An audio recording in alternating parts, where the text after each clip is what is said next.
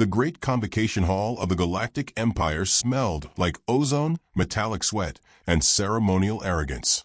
Beneath its soaring crystalline ceiling, hundreds of alien delegates shimmered in their species' finest battle robes and peace feathers, arranged by height, teeth count, or superiority complex, depending on origin world. A low murmur of anticipation pulsed like a hive. "He's late," hissed High Chancellor Varnick, adjusting his sapphire collar. His skin, scaled, glistening, and serpentine, twitched in agitation. "Do humans always make first contact like this? Fashionably suicidal." A lanky quadruped beside him snorted. Perhaps his oxygen sac collapsed. Mammals are weak. Near the dais, a Loki of the mind weave, an ethereal, glowing form shaped loosely like a jellyfish in morning, floated in meditation, antennae twitching in frustration. I still can't read his thoughts. They arrive blank, like a corridor that loops into itself.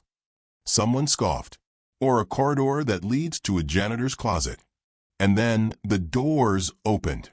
With the punctuality of someone who considered clocks mere suggestions, Ambassador Grant Everett stepped into the hall, carrying a chipped thermos. The murmur shifted. He was unimpressive. Average height, average face, mid-40s. Hair neatly parted like a man from a 1950s magazine ad for shaving cream. His suit was clean, dark, and stubbornly earth-cut. No gleaming armor, no neurographs, no ceremonial spikes. And he walked like someone who'd been asked to leave nicer rooms. He stopped halfway down the aisle and raised a hand. "Sorry I'm late.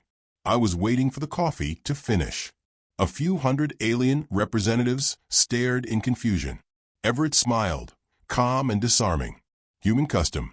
Diplomacy without coffee is practically a war crime. He walked to the central podium, placed the thermos on it like a relic, and turned to face the galaxy. "Shall we begin?" Silence pressed inward. Chancellor Varnick uncoiled, leaning forward, his fangs bared beneath a diplomatic grin. "You come before the assembled might of 76 star-faring civilizations with bean water?" Everett blinked. "Would you prefer tea?" Another ripple of discomfort. Somewhere, an aide sneezed nervously. The Loki hovered closer, tendrils flickering. "I cannot feel your presence in the threads. You are a void to me." Everett nodded. "That's what my ex-wife said. Though I'm flattered you tried." A few species, those that appreciated sarcasm, laughed uncertainly. Most did not. "We requested a show of peaceful intent," barked General Brazek, his massive frame bristling with metals and kinetic cannon implants. "Not a thermos and a stand-up routine." Everett leaned forward, hands calmly resting on the podium's edge. "General, we brought 5,000 plasma-class ships to your doorstep. You asked for peaceful intent. We brought restraint." A ripple. Someone inhaled too sharply. Brazek narrowed his 4 yellow eyes. 5,000 ships is not restraint. That's a threat. 5,000 ships is a parking problem, Everett said with a polite smile. "A threat would be if we open them." For a moment, no one spoke. Then Chancellor Varnick laughed, low and venomous. "You think yourselves clever. But humanity is new to the stars. Your world still bleeds over tribal lines. You age, you die, you make noise. The Empire has stood for 10,000 years. Everett unscrewed the thermos cap. 10,000 years and still no decent roast. He poured a cup and took a slow, deliberate sip. Across the room, aides were already running simulations, projections, fuel reserves, known ship classes. A small flickering holomap confirmed what no one wanted to admit. 5,000 ships, human-marked, stationary, orbiting imperial systems in perfect triangulation. Every one of them idle, yet aimed. Loki's voice quivered. "Why are you truly here?" Everett's eyes softened. He looked older now, not in years, but in weight, like a man who carried too many folded flags. He placed the cup down, steam rising gently. "A child," he said. 10 years ago, your science teams visited one of our early colonies on Sigma Delta 4. You said it was an accident. You said she wandered into a restricted sector. You dissected her like she was interesting. Her name was Molly. The word hung in the air like ash. Some of the younger species didn't understand. But many did. The silence cracked open. You never responded, Varnick said slowly. No, Everett replied. We grieved. Then we prepared. Brazek's fists clenched. Are you saying you've spent 10 years building ships for revenge? Everett shook his head. No, General. That would be petty. He looked each of them in the eye. We built them to remind you that we remember. A side door burst open. An anxious alien aide, face pallid and shaking, rushed to the Chancellor's side and whispered frantically. Varnick's eyes widened. Confirm that. The aide nodded, breathless. We triple-checked. They're not bluffing. 5,000 ships. Each one real. Each one aimed at us. Brazek rose, muscles twitching. You bring war machines to our table and dare to offer peace. Everett didn't flinch. I offer coffee. Peace is something you have to deserve. A long, humming silence followed. Some delegates looked at their colleagues. Others looked at the exits. The Loki floated closer, her telepathic signature turning jagged. What happens next? Everett's voice was soft now. That depends on whether you see our ships as a message or an ultimatum. 100 alien hands reached for comm devices. 1,000 eyes blinked in fear. Everett took another sip and sighed. This is why we don't usually attend parties. As he spoke, the galactic holomap flared, system by system lighting up with new signals. Human ships, previously dormant, began subtle movements. Not aggressive, but choreographed. A dance. A warning. Then Everett reached into his coat pocket and pulled out a small holograph. He tapped it once, and a child's drawing flickered to life. Crayon lines of stars, a smiling little girl, and a massive, fanged alien with 6 eyes. You thought that was your likeness, Everett murmured. He turned the image so everyone could see it. It's not. And as the assembly stared, the drawing blinked, and the monster was gone. Erased in the next frame. Erased as if it had never been. He smiled gently and folded the holograph back into his coat. They told me diplomacy was all about symbols, he said. We figured you'd appreciate ours. Then the chamber lights dimmed. Not from power failure. From shadow. Orbit had changed. And from the balcony, someone whispered, Why are they blocking our sun? Everett didn't look up. He just took one last sip and said, Because you forgot what happens when humanity stops pretending to be harmless. The council chamber doors whispered shut behind him, sealing like a tomb. Ambassador Grant Everett stood alone in the center of a vast oval room, lit from above by a single white beam. Around him, tiers of alien officials formed a ring of judgment, horned, scaled, plated, luminous. Dozens of species, each cloaked in the symbols of their power. None smiling. At the highest tier, Chancellor Varnick flicked his forked tongue, eyes slitted with something between disgust and fear. You bring warships and grief. Speak plainly now, human. What is it you seek? Everett exhaled through his nose and adjusted his cuffs. The pressure in the room was mounting, but his heartbeat stayed level. The room smelled of nerves, iron, and the faint hiss of recycled air. I'm here, he said softly, to remind you what you forgot. There was a ripple across the council, silent but deep. A Loki of the mind Weave hovered forward. Her glow was dimmer now, her mental projections disrupted by some inexplicable static. Forgotten what? Everett looked up, calm eyes meeting every gaze. That humans aren't organized by bloodlines, planets, or caste. We're organized by what we lose. He paused, then opened a small leather pouch from his coat. Inside were brittle, aged pages, handwritten letters, smudged with time. He placed one gently on the podium, unfolding it like a relic. The alien delegates leaned forward. My niece wrote this, he said. 9 years old. She was in the learning pod with Molly the day before it happened. He read aloud. Dear Uncle Grant, Molly says when she grows up she wants to be an engineer like her mom, but she's really good at drawing space horses. I think she's better at that than math. Yesterday, we traded lunch. I gave her my apple, she gave me a sandwich, and it had mustard. I didn't like it, but I didn't tell her. She always gives me her good jokes. I think I want to be funny, like her. Love, Sarah. Everett folded the paper slowly. That letter was written 2 days before your science team cracked Molly's skull open to see if she could dream. A silence deeper than vacuum. General Brazek shifted uncomfortably in his chair. That experiment was unauthorized. The lab director was executed. Compensation was offered. Money can't bury what you left behind. Everett cut in. She wasn't a soldier. She was a child. His tone didn't rise. If anything, it softened. That made the chamber lean in closer, unsettled. You made one mistake, he said. You thought we'd respond with fury, rage, something loud and predictable. But we don't grieve that way. He gestured toward the stars beyond the curved glass wall behind him. We go quiet. We sharpen. We count. We don't scream. We build. Chancellor Varnick scoffed. You built 5,000 plasma-class ships because a child died. No, Everett said. We built them because she mattered. He stepped away from the podium, now walking slowly, deliberately around the circle, as if he had all the time in the galaxy. You thought we'd forget. Because we're short-lived. Because we die easily. Because we laugh even when we're terrified. He smiled faintly. But you don't understand what happens when something touches a human daughter. You just touched 5 billion of them. A pale, spindly ambassador from Velthra leaned forward. 5,000 ships. All active. All within striking range. You've been watching us for 10 years. Longer, Everett replied. Some of our people studied you from inside your universities.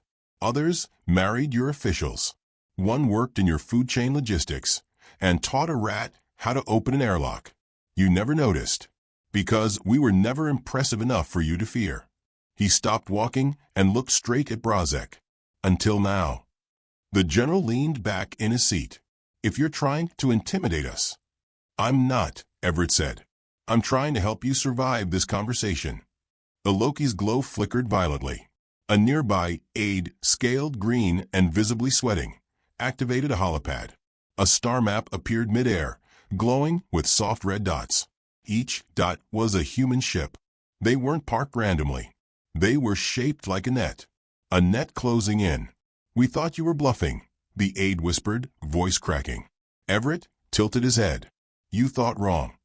The Chancellor slammed a clawed hand against his panel. What is the true purpose of those ships? Everett turned slowly. Peace. You call that peace? He gestured to the map. Those ships haven't fired. They haven't even powered weapons. Because we're still talking. Because we're hoping you're not who we think you are. And who do you think we are? Varnick growled. Everett's answer came so softly that some missed it. Cowards. The word hit harder than any cannon. He walked back to the center and placed another item on the podium, a child's toy, a small, weathered plastic horse, its paint chipped, its legs stiff. My sister gave this to Molly before she boarded the colony transport. She was afraid space would be lonely. Said this little horse would remind her that Earth would wait. Everett's voice cracked, just once. She never made it to the 4th week. Silence again. But now it was guilty. Or worse, ashamed. Children are not resources, Everett said. Not raw material. Not lab subjects. If you still think we came here to negotiate terms, then you haven't been listening. We came to decide whether to erase you. A flicker of unease moved like wind through the chamber. Brazek stood, fists clenched, voice booming. Then why haven't you attacked? Everett's smile was tired, wistful. Because we're still human enough to hope. Loki's voice was trembling now. If we surrender, what will you do? Everett turned, slowly. We don't want surrender. We want acknowledgement. And we want you to feel what we've felt for 10 years. He held up the toy horse. You gave us grief. So we turned it into gravity. Behind him, the child's crayon drawing flickered back to life on the council's main screen. But this time, it wasn't static. It pulsed. Alien sensors began blinking. At first faintly, then wildly. Across every star system currently in orbit of human ships, small subspace anomalies were being detected, silent, precise, embedded long ago. Those are not weapons, Everett said quietly. They're keys. Chancellor Varnick narrowed his eyes. To what? Everett placed the toy horse gently back into his coat. to doors that close behind us. Then he pressed a small device. The lights in the room dimmed. Not completely. Just enough to let the shadows speak. A new figure stood beside him. She looked about 14. Pale. Barefoot. Her dark hair was braided down one shoulder. She held a drawing in one hand. A family, a planet, a pet with 3 legs. Loki gasped. That's a human child. Correct, Everett said. Holograph from the final week. She drew this in the air vent while hiding from your research team. We found it encoded in carbon scratches behind the wall insulation. She signed it with her blood. The drawing hovered midair, turning slowly. The image of the Empire's crest had been smeared over with a red handprint. We don't want revenge, Everett said. We want you to remember this every time you call us primitive. The child's image flickered and faded. Behind the glass wall, the stars were gone again, hidden behind the 5,000 human ships now fully visible to the Galactic Council. I brought coffee, Everett said, more to himself than anyone else. Because I hoped this could be gentle. He turned, calmly walking toward the exit. A trembling aide called after him. What do we tell our people? Everett paused in the doorway. He didn't look back, but his voice echoed, precise and cool. Tell them you forgot we have daughters. And then the doors shut behind him. The corridor leading to the war chamber was long, polished obsidian that seemed to absorb light. Each step echoed. Each echo was answered by silence. Ambassador Grant Everett walked between 2 silent, armored guards whose faces never turned toward him. The walls hummed with restrained power.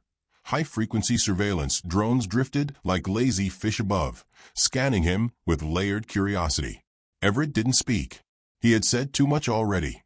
Inside the chamber, the Empire's ruling elite waited. Gone were the ceremonial robes and diplomatic smiles. Now they wore armor, some biografted, others woven from dark metals mined from suns long dead. Hollow tables flickered with fleet movements. Maps pulsed red at the edges. A quiet fear hung like radiation in the room. High Chancellor Varnick stood at the head of the table, scales slightly dulled, his voice sharp and cold. You forced our hand, Everett. That is not diplomacy. Everett walked forward, slow and calm, like a man bringing flowers to a funeral.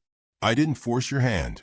I showed you where it's been resting, on the throat of everyone who couldn't fight back. Brazek leaned forward, eyes blazing. We allowed you into this chamber out of respect. But if your ships make one more vector shift, we will. You'll do nothing, Everett interrupted. The room stilled.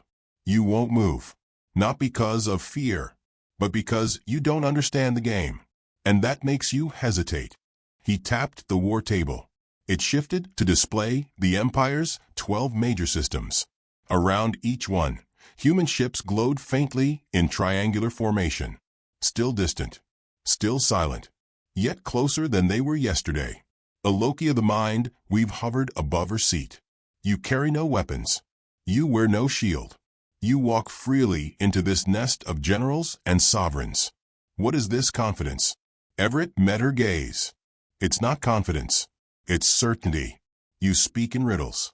No, he leaned in slightly. I speak like someone who grew up among rattlesnakes and learned to hear the difference between a warning and a strike. There was a long pause. Then a younger ambassador, blue-skinned and twitching with nervous energy, asked, What do you want from us? Everett considered the question as if it were genuine. Acknowledgement, he said. Remembrance. A shift. Chancellor Varnick growled. We won't kneel to primitives. You already did, Everett replied softly. You just didn't notice. When you dissected Molly. When you sent condolences in the form of credit slips. When your science minister called it an acceptable specimen loss.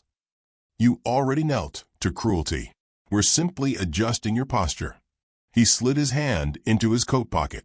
No one flinched, but every retinal scanner in the room tracked it. From within, he pulled a folded, worn paper map. He laid it flat across the holotable, smoothing the creases. General Brazek sneered. What is that? Propaganda. No, Everett said. It's where your empire ends. The map was a star chart, hand-drawn, annotated in Earth Standard script. Dotted circles, markings, loops. Varnick rolled his eyes. This is nonsense. Not nonsense. Pattern.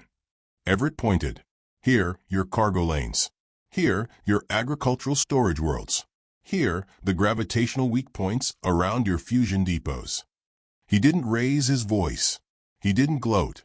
You thought we built ships to blast planets. But we built them to whisper. A screen lit up. One of the moons orbiting the Rose, a military satellite hub, blinked out. Not exploded. Simply ceased to register. Gasps and shouts broke out. What happened? What's offline? Get me orbital eyes now. Was there an attack? Everett sipped from the thermos in his hand. Still warm. No weapons fired, he said. Just a filament. Deployed silently years ago. It wraps the moon. Tightens. It didn't destroy the satellite array. It unmade the orbit. Like pulling a string on a hemline. The room went quiet as the implication sank in. No debris. Loki asked, trembling. No noise. No radiation. Just subtraction. You dismantled our moons. Varnick roared. Only one. You still have hundreds, Everett said. We just needed a demonstration. Brazek slammed his palm on the table. You could have destroyed our fleets. Why start with the moon? Everett looked at him, almost with pity. Because moons don't scream. And this isn't a war. It's a course correction. Behind him, the holomap shifted again. A new system, Neuraxis Prime, lit up. Human ships hadn't moved. But one alien outpost near the outer belt had gone dark. No broadcast. No light. Diplomacy with detonators, Everett said. You taught us that phrase. The Chancellor's claws clicked. This is terrorism. No, Everett said. This is restraint. Another ambassador, trembling, asked, What happens if we issue surrender? Everett set the thermos down, carefully. We don't want surrender. We want a new empire. One where children aren't catalogued. Where science doesn't require scalpels on live girls. We want a galaxy that remembers why silence from Earth should terrify you. He walked over to the window. The ships were visible now. Massive, quiet, gliding like steel leviathans. Not pulsing with threat. Just there. A presence. A promise. Loki's voice was faint. You built all of this for grief? No, Everett said. We built it for memory. Outside, the ships moved again. Not an attack vector. A rotation. A cosmic flinch. But it was enough to trigger the security system. Every guard's weapon locked into ready state. Everett didn't move. He held up the drawing again. The one Molly made in secret. The red handprint smeared over the monster. We're not here to burn worlds, he said. Then his voice dropped lower. But we will burn the idea of you ever touching ours again. Varnick rose. You're threatening the entire legacy of our people. Everett's voice was like frost. You already ruined your legacy. We're deciding whether it deserves a grave or an archive. Then he pressed a button on the side of the war table. The lights dimmed once more. A new hologram filled the room, a star system, Illith Sector. One of the Empire's oldest territories. Dozens of planets. Hundreds of satellites. And inside each planet's mantle, small, blinking human devices. Already in place. Already counting down. How? Varnick whispered. We don't invade with fire, Everett said. We arrive as myth, as caution, as the whisper told to children who think cruelty has no cost. A long silence followed. Finally, Brazek slumped into his seat. You could destroy us in hours. No, Everett said. In seconds. But we won't. Because of mercy? Loki asked, clinging to some thread of hope. Everett turned to face her fully. No. Because we want you to look up at the sky every night and remember who waited 10 years just to be kind. Behind him, one ship's silhouette turned deliberate slow, and a signal pulsed across the Empire's emergency bandwidths. Operation Hearthstone active. The humans had not brought warships. They had brought settlements. Cities hidden in orbital shells. Thousands of human families now docked and tethered to enemy skies. Settlements not designed to conquer, but to overwrite. One official gasped. "You're not soldiers." "No," Everett said. "We're witnesses." And as the holomap flickered again, showing settlement lights blooming around the core systems like lanterns in the dark, he said the words they would repeat for generations. "You tried to bury a child, but we came back with a world." Then he looked down at the table, where the drawings still floated, crayon lines, fragile and stubborn. His fingers rested on its edge, and he whispered, more to himself than anyone listening, "Now it's your turn to learn how grief grows teeth." The galaxy held its breath. From the outer edges of Orion's arm to the glowing veins of the Empire's core systems, billions of eyes stared upward, not in hope, not in faith, but in paralyzed dread. They had laughed at Earth once. Now, they watched its silence unfold like a razor. Inside the upper spire of the High War Council Tower, Ambassador Grant Everett stood motionless before a wide glass viewport, watching the curve of stars disappear behind the bodies of 5,000 ships. They made no sound. They emitted no threats. They simply moved, like a hand closing gently over a throat. Behind him, the war chamber had fractured into chaos. Generals screamed into comlinks. Aides relayed scrambled orders. Defensive grids activated without authorization, and every language known to the Empire filled the air like static. But Everett remained still. The human fleet had entered its final alignment. "Emergency war order authorized," someone barked. "Shields to full. Prep planetary cannons. Target the hardships. Take out their navigation rings." "Too late," whispered a Loki of the Mindweave. She drifted above the floor like a dying flame, her luminous tendrils twitching erratically. "Their motion is choreographed, not reactive. They planned for this." General Brazek slammed a clawed fist into the holotable, cracking its surface. "We fire now. We still hold the orbital advantage." "Do you?" Everett asked softly. He turned, eyes shadowed by the half-light of starfield reflections. There was no panic in his face, no arrogance, just the weariness of someone who had begged for peace and was answered with protocol. Chancellor Varnick lunged toward him, fangs bared, voice trembling. "You're bluffing. This whole theater, it's smoke and mirrors. You don't have the force to end the Empire in one strike." Everett gave a small, apologetic smile. "We don't need to end you. We only need to remove you from memory." The lights dimmed. All screens blanked. Not from sabotage. Not from power loss. From precision. In the space of 7 seconds, every holomap in the room rebooted, redrawn from a new axis. Human ships were no longer orbiting in traditional vectors. They had reconfigured themselves into concentric rings around each Empire-controlled sun. Loki shivered. "They're not targeting planets." "No," Everett said. "Just possibilities." In the chamber center, a sphere flickered into view, a digital rendering of Sol, Earth's sun. The image pulsed once, then fractured into a lattice of crystalline patterns. "This is our prototype," Everett said. "A clean harnessing system. We tested it on Europa's ice. Then Pluto's crust. We never needed planet killers. We needed time loop suppressors." Brazek stared, stunned. "That's not a weapon." "No," Everett said. "It's a lock." He stepped forward, placed a flat device on the holotable. A ring of light bloomed outward. "You believe in legacy, in permanence, in empire.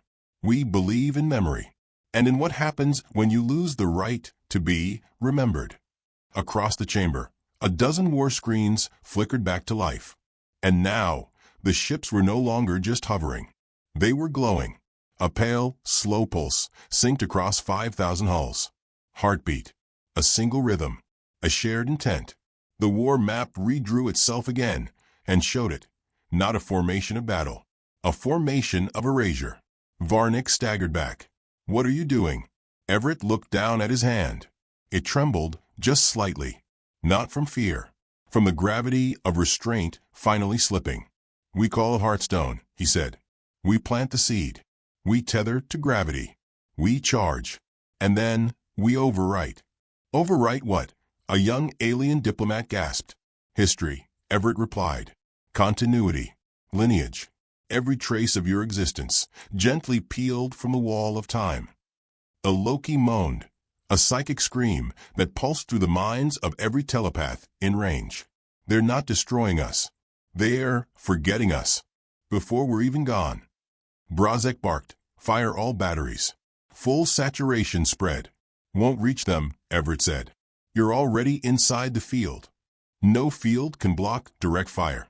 It's not blocking, Everett said. It's folding. As if summoned by his words, the outer wall of the chamber vibrated. Not from explosion, from absence. A viewing panel shifted, its image now showing the Empire's Third Fleet, 12 ships, 40,000 personnel, rotating slowly in perfect symmetry. Then, without warning, they winked out. Not burst, not disintegrated. Gone. No debris, no light, only silence. 8 voices cracked on every frequency. Third Fleet status unknown. All biometric signals dropped. No thermal residue, no escape pods. Brazek screamed, "How? What did you do?" Everett answered with quiet honesty. "We took the door away." Around the room, Empire officers began tearing at control panels. Screens blinked uselessly. No commands reached their satellites. No satellites responded. Every string of command severed, clean and bloodless. "You should have listened when we brought coffee," Everett murmured. Varnick fell into his seat, claws slack. "What is it you want? Submission? Tribute? Systems?" "We want none of it." "Then what?" Everett looked around the room, at the mighty and the broken, at the frightened and the furious. "Your absence." The last word cut sharper than any blade. The chamber fell quiet. A deathly, devotional silence. Then, gently, Everett reached into his coat and removed the crayon drawing again. A little girl's handprint. A monster. A red smear. This was made by a child. A child you called a manageable loss. But this picture, he placed it at the center of the holodeble. This is your trial, your verdict, and your tombstone. He turned to leave. "Everett," Loki whispered. "What happens now?" He paused, glanced upward, and smiled, not cruelly, not even coldly. A human smile. Worn, quiet, final. "Now," he said, "we go home." As the door sealed behind him, the first tremor rippled through subspace. Not a blast. A blink. A breath. And then the stars above the chamber changed color. Because the Empire's sun had just forgotten their names.